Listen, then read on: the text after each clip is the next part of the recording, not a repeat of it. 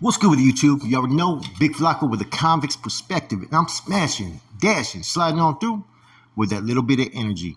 Please hit the like, subscribe, comment, do all those things to help support this channel, and hit that bell notification for future fire content. As you can tell by the title and thumbnail, man, we're going to talk about when a gang member gets placed in a unit with rival gang members and within an hour ends up losing his life. That's how serious prison can get, guys. It's no joke, man. So let's go through this story real quick, right? Now, the individual that died, his name was Rigoberto Lopez Alvarado. Okay, he was a Tango Blast.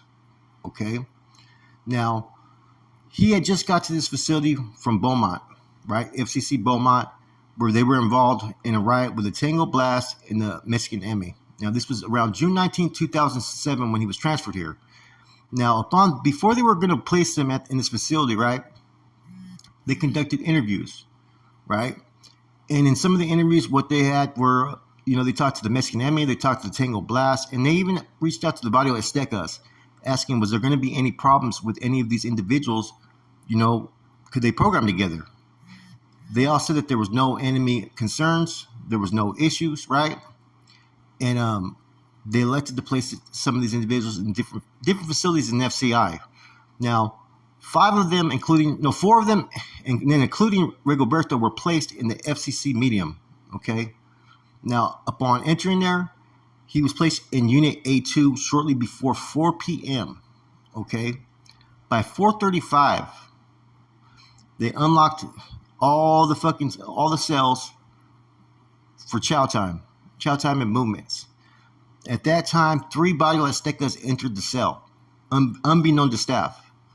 Okay, they were in there for approximately 7 minutes, and then what you seen after that was inmates going in and out, right? Now, shortly there, around 4:50, right? This is 50 minutes after these individuals landed. You had one Tango Blast go report to the lieutenant that he wanted to PC up. Shortly thereafter, you had 2 that wanted to PC up. Then, as he's on the phone, the lieutenant who's getting these requests from these protective custody, he's on the phone with the facility captain, telling them that they think there's going to be a problem here with these individuals programming. And at the same time as that was going on, 2 minutes later, around 5:05, I believe it was, it's when the alarms finally went off. Now, for a half hour, they were able to beat this individual, right? Do whatever they wanted. I think eventually someone reported that there was an inmate that was being attacked in the cell down the ways. Okay. He died 3 days later in a hospital in Memphis.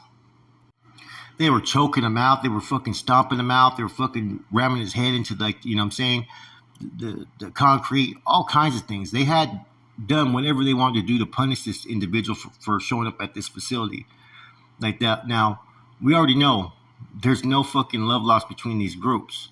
So any which one enters the facility, they should already know that something's going to happen, but there's yet to be a separation. And it seems like all the gangs were going through the same thing at the same time. They were going to war with each other, and it created separation. So this individual was beaten so bad, left brain dead, and just really was just, you couldn't even fucking identify him. That's how bad they beat this individual to death. They didn't use one weapon, choking him. They were just doing whatever they wanted to him. And that's the type of hate that some of these groups have for each other. That's how vicious this attack was. And as I said, prior to this incident, they thought that they could brokerage peace. They had the administration do interviews and talk to individuals. And see, the thing that they said about this attack was not any of these individuals that were involved in the attack had ever did time at FCI Beaumont or around these individuals. So for them to act that fast, it said a lot. Like I said, I think that there was there's a difference in the feds and state. A lot of times who's coming ahead of time. The state, sometimes you do, but sometimes you don't know till that day. So when these guys got there and they were doing the interviews and preparing them, the information had already gotten to the groups out there in the yard, in the different units, that, hey, there's some Tango Blasts that may be coming onto the yard. Now, why would you send the same group of inmates that they just had a riot with each other to the same fucking facility? And these officials thought that they were like, oh yeah, we're gonna bring the peace, and it's not gonna be tolerated here. That wasn't the case in this situation. What got me is why this attack was happening. Not one individual wants to go fucking aid his fellow like brother. You know what I mean? Like, but they had security posts outside of his cell. Instead, they went and PC'd up. That kind of just shocked me. You got to be on your toes, man. Like, that's one thing when I was in prison, right? Whenever I had a cellie, that door pops open, I'm out that door quick. One of us has to be. You can't wait for even a second, because if you do, someone could just come up in that cell. And if they got a piece, it's going to be hard to fight them and fucking defend yourself in a little fucking room if they run up with a fucking piece. So anytime that door pops open or any type of movement, you got to be up and on your toes.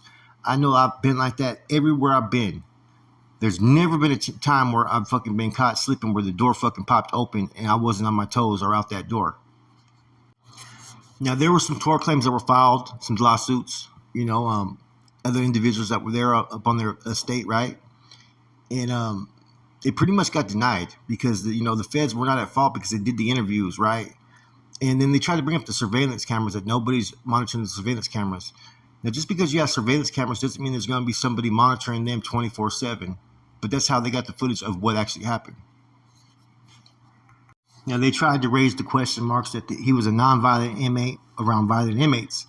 But that's not necessarily true. He just came from a fucking riot that just happened at Beaumont, so he was involved in an incident.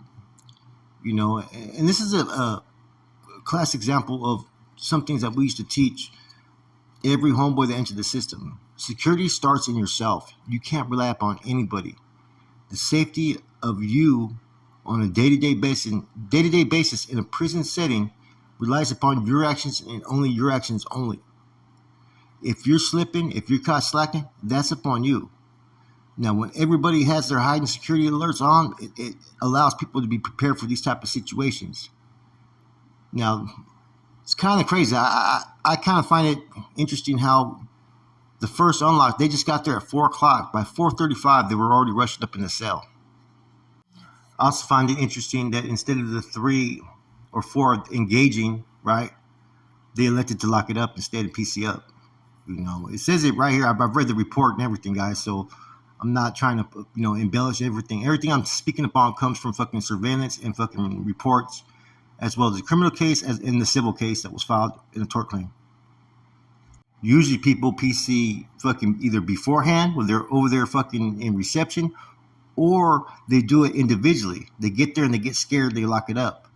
Now this, you had the 3 people immediately lock it up one after the other after the other. In addition to all this, when they were getting this dude, they actually hold one. I think one individual was holding him down as they commenced to fucking kicking him and doing all kinds of stuff, man. I know one individual was found guilty of voluntary manslaughter, and that was an individual named Octavio Lozoya Jr. of Hueco Village, Texas, right? Who was already doing, I think, a 15-year prison sentence. They added another 15 years on that. Anyways, I've been learning a lot about the BOP prison system, man, and man, there's a lot of crazy shit that goes down in there, man. There's a lot of good stories, man. I've been getting fed a lot of them from California and Texas, but I got some also with some other groups that are going to be coming out too, man. Some incidents just like this and shit, man. But at the end of the day, man, the federal system's changed. It's became more population with regular inmates, as opposed before it was all high power crimes, fucking high collar crimes and whatnot, man. But the same shit, the same politics, the same bullshit. It all happens wherever you may be, man. So with that said, man, keep it moving, keep it pushing. I hope you guys enjoy your Sunday. I'm gone.